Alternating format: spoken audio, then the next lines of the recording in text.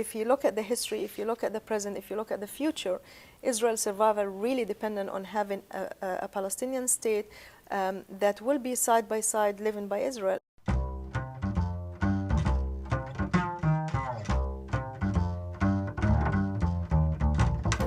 This is Faith Complex, a dialogue about the entanglement of religion, politics and art.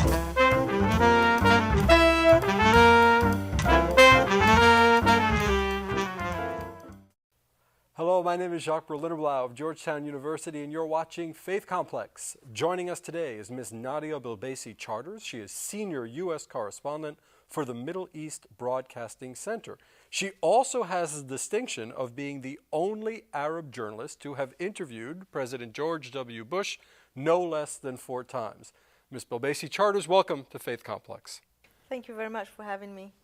Now, President Obama has made many overtures to the Arab Muslim world, most famously his speech recently in Cairo. How was that initially received in the Arab Muslim world? Very well. Actually, I was with him in Cairo University. I accompanied him on that trip. The fact that he decided to speak directly to the Muslim world from a capital like Cairo, to talk about opening a new page in Americans' relationship with the Muslim and the Arab world, it has a tremendous effect. The language that he used, he talks of respect, he talks about cooperation, not dictating a policy from the top, but actually dealing with each other on an equal terms. He talks about the great contribution that Muslims did to civilization in general. He talks also about foreign policy, and people wanted to hear from him how he's going to change the previous administration. Now, himself is a success story because people are very fascinated by his own narrative. To think of President Obama as somebody whose father came as an immigrant to the States, and he rose through the ranks to become a candidate for a president of the superpower in the world, that itself talks volume about America, that anybody can succeed here. So he appeals so much to the Arab world. He looks like us, as I say. He can look like half of the people in the Middle East. And his name was appealing, you know, Barack Hussein Obama, obviously. The only problem is the policies, and I think people start to separate between his own personal narrative and the policies. And if he does not deliver. Let's talk about the Israeli-Palestinian peace process. It seems that the United States has been at this now for half a century, and I'm not quite sure how much good it's yielding. What is America's realistic role or contribution to the Israeli-Palestinian peace process? It's a big role, and you can't do without it. If you ask both parties, they will say the United States participation is a must. Although, if you ask Palestinians, they think that the previous administration has always been taken an Israeli point of view, and they have been seen as pro-Israel. But saying that, they think America is the only power that can have leverage on both sides. The European Unions have been fairly objective, but they don't have that power that America has. So, despite all the failures, and we came closer during the Clinton administration, the previous administration, President Bush, left it too late, I think, although genuinely he accepted the fact that the Palestinians have to have a state, and Israel has to have security, so the only way to move forward is a 2-state solution. Unfortunately, for the time being, there is a good intention on this administration, but you have the wrong parties on the ground. So you have an Israeli government that it is right-wing in its orientation.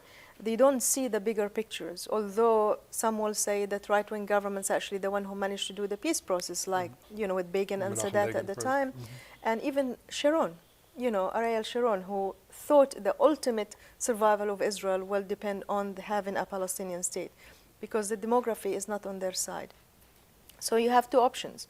Either you annex the rest of the West Bank and Gaza, and you have 3 million people living with no rights whatsoever in Israel proper, but then you're not a democracy.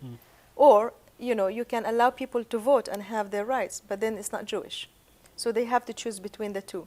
So this is why people argue that it's actually in Israel's interest to have a Palestinian state. The only problem is you don't have leaders with a vision to think now that ultimately the only way they can do it is to sit down and to negotiate. To what degree does Hamas's apparently Islamist ideology interfere with its ability to speak to its more secular brother in the Palestinian Authority, or is that not an issue? It is an issue. I mean, look, all the Arab societies are conservative societies, so they implement Islamic law regardless. The Palestinian elections were the most transparent election in the Middle East. They won fairly.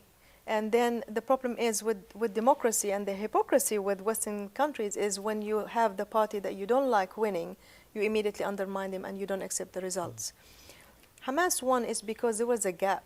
And when the state fails, any party can fill in, and they're providing services for the people. Often enough, Islamist movements fill the gap. And they've been very clever in that. Same situation in Algeria, by the way. Absolutely, in Algeria, in Lebanon, you know, in Egypt, and everywhere. They're very good in the social in networking among the poorest of the poor and providing services. Do they have a coherent governing vision, these Islamist parties? No, they don't. I mean, I'm talking from personal point of view. I don't think they have a vision to the country, which direction they will take it, apart from just making it an Islamic state. I mean, unfortunately now you have a division between the West Bank and Gaza. The West Bank was much more open traditionally. Historically, they have ties with Jordan. They have a closer proximity to Jerusalem, where you see tourists coming from everywhere. Gaza is very close, and the majority of people, 70%, are refugees. So they were not really under any influence from the outside world. People in the West Bank used to come to the States. They see what life is like here. They go back with new ideas. So there's no exchange of ideas in Gaza. Now, on top of that, when you have an Islamist ruling party, they're trying to impose their vision on the population, it makes the situation worse. But I think it's all political. I don't think people voted for Hamas because they believe in the Sharia law, they believe in the vision. It's because at one stage the PLO was corrupt, and I think Prime Minister Fayyad is doing a good job now building the infrastructure of a state, and they really unifying the security forces, and they were doing very well in the West Bank. But now the division is just, we're talking almost about three-state solution. Ultimately, any national movement cannot win anything. We have seen it all over, from South Africa to Algeria to everywhere. It has to be unified. So if the Palestinians want to have a state, they have to unify. And Hamas and Fatah has to share power. And they have an election, and I'm sure if they have an election, I don't think Hamas will do well. As regards the peace process, and you're a person that travels all over the world, speaks to world leaders, if you could explain something to Prime Minister Benjamin Netanyahu, something that you feel he doesn't quite understand about the situation, what would it be? Israel's survival is dependent on the establishment of a Palestinian state. And I don't want to give it from a moral point of view. I don't want him to think of a political point of view. But honestly, I mean, enough of the rhetoric that we hear all the time. But if you look at the history, if you look at the present, if you look at the future, Israel's survival really dependent on having a Palestinian state that will be side by side living by Israel. And ultimately, you can have nothing to stop these two states from having a federation or confederation. The final question I want to ask you is this. We do get a relentlessly negative drumbeat of information about the Arab world. Some of it, I regret to say, justified. Tell us about something which is actually a very positive development in the Arab world today, which gives you a sense that the future is brighter than some analysts might lead us to believe. I mean, if you look at the statistics, it's really a grim picture, and it hurts me to know that the 70 million people are illiterate in the Arab world. They cannot read, cannot write. If you look at the last UNDP report, again, we are behind Africa and Asia and everywhere else in terms of development. But I think there is a sense of purpose now, and especially among the young people, because you have to count on the young people as much as we've seen it here in the United States, and to a large extent they're the one behind the Obama revolution, if you want. I think the young people are the hope for the future. And although, unfortunately, for the time being, the choice for many people, either the dictatorship or the Islamist, it has to be a middle ground. Nadia Bilbassy-Charters, has been such a pleasure speaking with you today. Thank you for coming. Thank you very much for having me.